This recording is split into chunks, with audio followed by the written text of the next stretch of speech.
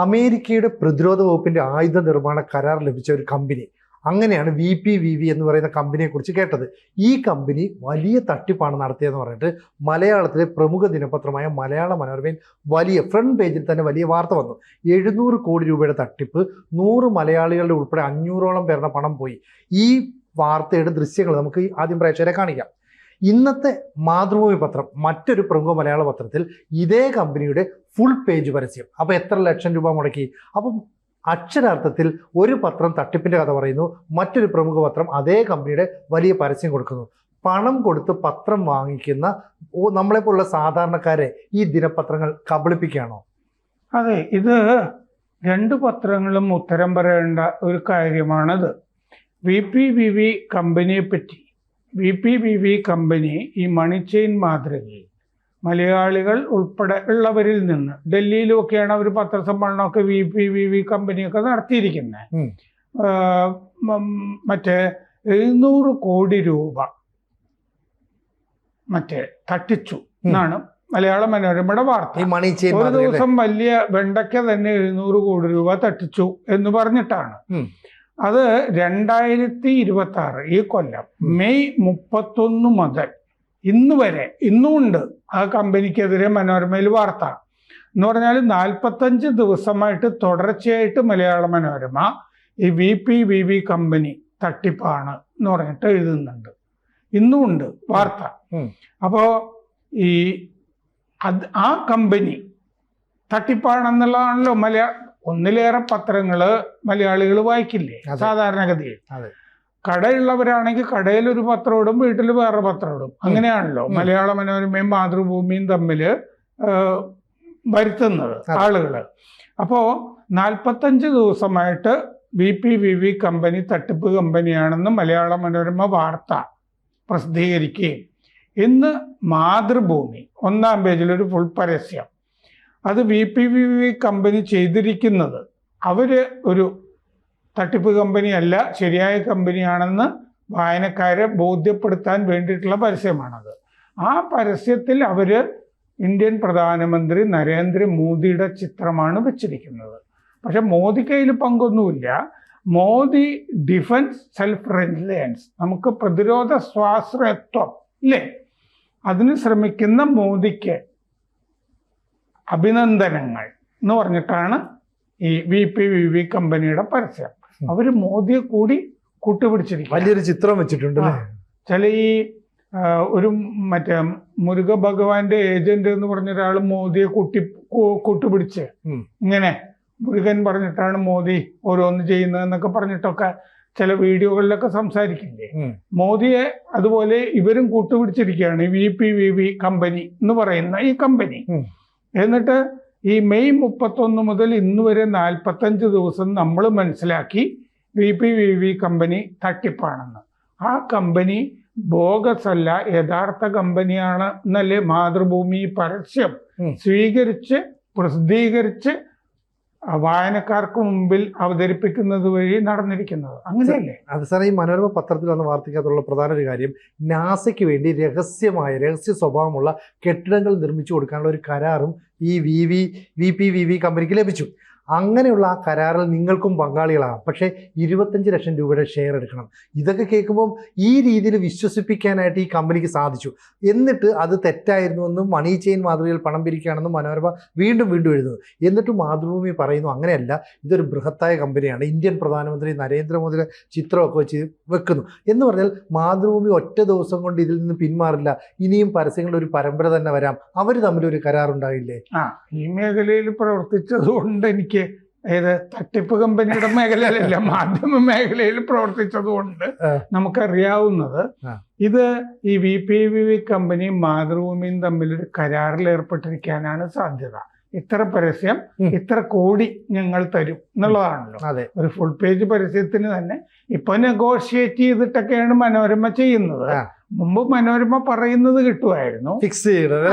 അതെ എന്ന് പറഞ്ഞാൽ വലിയ സർക്കുലേഷൻ. ഇത് 10 ലക്ഷമൊക്കെ 10-12 ലക്ഷമൊക്കെ ഇടിഞ്ഞത് കൊണ്ട് നെഗോഷിയേഷൻ ഉണ്ട് അതിൻ്റെ അകത്ത്. ചിലപ്പോൾ പറയുന്നതിനും ഒക്കെ കിട്ടും, അര പേജും ഫുൾ പേജും ഒക്കെ. അപ്പോ ഒരു തട്ടിപ്പ് എന്ന് പറഞ്ഞ് മനോരമ കൊണ്ടുവന്നത് മാതൃഭൂമിക്ക് ഉപകാരമായി തീർന്നതാണ് നമ്മൾ കാണുന്നത്. അതെ, കാരണം ഒരു പത്രം തട്ടിപ്പാണെന്ന് പറഞ്ഞൊരു കമ്പനിയെ പറ്റി എഴുതി തുടങ്ങിയാൽ ആ കമ്പനി വേറൊരു പത്രത്തിൽ പോയി അവര് മഹത്തായ കമ്പനിയാണെന്ന് തെളിയിക്കാൻ വേണ്ടി പരസ്യം ചെയ്യാണ്. അതെ, അതാണ് എന്ന് പറഞ്ഞാൽ അവര് തട്ടിച്ചു എന്ന് മനോരമ പറയുന്ന 700 കോടിയുടെ ഉടമസ്ഥന്മാരുണ്ടല്ലോ, പലരുടെ കയ്യിൽ നിന്നും മേടിച്ച കാശല്ലേ. അതെ, അവരെയൊക്കെ ബോധ്യപ്പെടുത്തണമല്ലോ. അല്ലെ, ഞങ്ങള് ഇപ്പോഴും ഉണ്ട്. അവർ പത്രസമ്മേളനമൊക്കെ നടത്തി പറഞ്ഞിട്ടുണ്ട് ഞങ്ങൾ തട്ടിപ്പൊന്നുമല്ല എന്നൊക്കെ പറഞ്ഞിട്ട്. അപ്പൊ ഇതിന്റെ അകത്ത് നമ്മൾ ഈ കാണുന്നതിന്റെ അപ്പുറത്ത് എന്തോ സംഭവം ഉണ്ട്. VPVV കമ്പനിയെ മനോരമയുടെ പരസ്യ വിഭാഗം സമീപിച്ചിരുന്നിരിക്കാം. അവർക്ക് മനോരമയ്ക്ക് ആവശ്യപ്പെട്ട ആ എമൗണ്ടിൽ ചിലപ്പം അവര് ചിലപ്പോൾ സമ്മതിച്ചിട്ടുണ്ടാവില്ല. ഞങ്ങൾക്ക് പരസ്യത്തിന് ഞങ്ങൾ ഈ ആയുധ വിൽപ്പന രംഗത്താണ്, ഞങ്ങൾക്ക് ഈ മലയാളം പത്രത്തിലൊന്നും പരസ്യം ചെയ്തിട്ടൊന്നും കാര്യമില്ല എന്നൊക്കെ പറഞ്ഞിട്ട് ചിലപ്പോൾ ഒന്നും കൊടുത്തിട്ടുണ്ടാവില്ല. ഞാനിത് പറയാനുള്ള കാര്യം, അങ്ങനെ വലിയ ഉത്തരവാദിത്ത ബോധത്തോടു കൂടിയൊന്നും അല്ലല്ലോ പത്രങ്ങൾ പരസ്യം ചെയ്യുന്നത്. അങ്ങനെയാണെങ്കിൽ ആട് തേക്ക് മാഞ്ചിയം ഓർക്കുന്നില്ല? അതെ, ആട് തേക്ക് മാഞ്ചിയം എന്ന് പറഞ്ഞാല് ഞങ്ങൾ മാഞ്ചിയം വളർത്തുന്നു, തേക്ക് വളർത്തുന്നു, 20 കൊല്ലത്തിന് ശേഷം നിങ്ങൾക്ക് നോട്ട്, നിങ്ങളിപ്പം മുടക്കുന്ന പണത്തിന്റെ 1 ലക്ഷം രൂപ നിങ്ങൾക്ക് 10 ലക്ഷമൊക്കെ ആയിട്ട് കിട്ടും, 1 കോടിയായിട്ട് കിട്ടും എന്നൊക്കെ പറഞ്ഞിട്ടാണല്ലോ പരസ്യം ചെയ്തത്. അതെ, ഇതിപ്പോ മലയാള മനോരമയിലും മാതൃഭൂമിയിലും ഒക്കെ ആട് തേക്ക് മാഞ്ചിയം പരസ്യങ്ങൾ അക്കാലത്ത് വന്നിട്ടുണ്ട്. അത് കൊടുക്കാതിരുന്നൊരു പത്രമാണ് മാധ്യമം. അവരിങ്ങനത്തെ പരസ്യങ്ങൾ കൊടുക്കില്ല. അപ്പൊ അങ്ങനെ ഈ ആ ആട് തേക്ക് മാഞ്ചിയം, ഇപ്പോ നമുക്ക് ഇത്ര ഏക്കർ സ്ഥലം ഉണ്ടെങ്കിലല്ലേ അവർ പറയുന്ന മാഞ്ചിയവും തേക്കും ഒക്കെ വളർത്താൻ പറ്റുള്ളൂ. അത്രേ ഉള്ളൂ. അത് കഴിഞ്ഞത് തട്ടിപ്പാണെന്ന് അറിഞ്ഞു കഴിഞ്ഞപ്പോൾ മനോരമയിൽ നിന്ന് ഞാനാണ് പോകുന്നത് ഈ തട്ടിപ്പ് ആണെന്ന് പറഞ്ഞ് പരമ്പര എഴുതാനും അന്വേഷിക്കാനും ഒക്കെ. അങ്ങനെയാണ് ഞാൻ ഒരുപാട് സ്ഥലം ഇന്ത്യയിലും ഒക്കെ കണ്ടുപിടിക്കുന്നത്. ഇവര് പറഞ്ഞ സ്ഥലത്തൊന്നും ഇവർക്ക് ഒരു സെന്റ് പോലും അത്തരം സ്ഥലങ്ങളിലില്ല. അമ്പാസനഗുഡി എന്നൊക്കെ പറഞ്ഞ് മറ്റേ ഊട്ടിയുടെ അടുത്തേ ഇത്തരം സ്ഥലങ്ങളിലൊന്നും, എവിടെയൊക്കെയോ ഞാൻ പോയി, ഇവിടെയൊന്നും 1 സെന്റ് സ്ഥലം പോലും ഇവർ മേടിച്ചിട്ടിട്ടില്ല. 1 സെന്റ് സ്ഥലം പോലും ഇവർക്കില്ല എന്നുള്ളത് മനോരമയുടെ പരസ്യ വിഭാഗത്തിൽ നിന്ന് പോയി ഏതെങ്കിലും ഒരാൾക്ക് അന്വേഷിച്ചെന്ന് കണ്ടുപിടിക്കാമായിരുന്നല്ലോ, ഉത്തരവാദിത്വ ബോധം ഉണ്ടെങ്കിൽ, വായനക്കാരോട് ഉത്തരവാദിത്വം ഉണ്ടെങ്കിൽ. ഇല്ല എന്നുണ്ടെങ്കിൽ പരസ്യം പ്രസിദ്ധീകരിക്കാൻ പാടില്ല, അങ്ങനെയല്ലേ? അതെ, അതല്ലേ ധർമ്മം. അതെ, പക്ഷെ പരസ്യം വരികയാണല്ലോ, പൈസ വരികയാണല്ലോ. കെട്ടക്കട്ടെ എന്ന് വിചാരിച്ചിട്ടല്ലേ ആട് തേക്കും മാഞ്ചിയവും ഇതുപോലത്തെ തട്ടിപ്പ് പരസ്യങ്ങളും ഇല്ലേ ഒക്കെ പ്രസിദ്ധീകരിച്ചുകൊണ്ടിരിക്കുന്നത്. അന്ന് എല്ലാവർക്കും പരസ്യം കിട്ടുന്നതുകൊണ്ട് ആ പരമ്പര എഴുതിയതോടുകൂടി ഇത് അവസാനിക്കുകയും ചെയ്യുന്നുണ്ട്. അപ്പോ ഈ പരസ്യം കിട്ടാത്തതിലുള്ള കൊതിക്കെറിവാണോ മനോരമയ്ക്ക്, അല്ലെങ്കിൽ ഇത് തട്ടിപ്പ് കമ്പനിയാണെന്നുള്ളത് എന്താ മാതൃഭൂമിക്ക് ബോധ്യപ്പെട്ടിട്ടില്ലേ? ഇത് ഒരു പരസ്യ പോരാണല്ലോ നടക്കുന്നത്. അതെ. അപ്പോ മറ്റേ പോലീസ് കേസെടുത്തു എന്നൊക്കെയാണ്, FIR ഇട്ടു എന്നൊക്കെ മനോരമ പറയുന്നുണ്ടല്ലോ. അങ്ങനെയാണെങ്കിൽ ആ കമ്പനി ഈ മോദിയുടെ ചിത്രം ഇന്ന് ഉപയോഗിച്ചിട്ടുണ്ടല്ലോ പരസ്യത്തിന്. ഇത് തട്ടിപ്പ് കമ്പനിയാണ് എങ്കിൽ എന്തുകൊണ്ട് BJP ആ കമ്പനിക്കെതിരെ, മാതൃഭൂമിക്കെതിരെ കേസ് കൊടുക്കുന്നില്ല? അങ്ങനൊരു പ്രശ്നമുണ്ടല്ലോ. അവര് പരസ്യത്തിൽ, സാധാരണഗതിയിൽ പരസ്യത്തിൽ ബ്രാൻഡ് അംബാസഡർമാരെന്നൊക്കെ പറഞ്ഞിട്ട് നടന്മാരെയൊക്കെ ഉപയോഗിക്കുക. ഇവരുടെ പരസ്യത്തിൽ അതിൻ്റെ വിശ്വാസ്യതയ്ക്ക് വേണ്ടി മോദിയുടെ ചിത്രമാണ് ഉപയോഗിച്ചിരിക്കുന്നത്.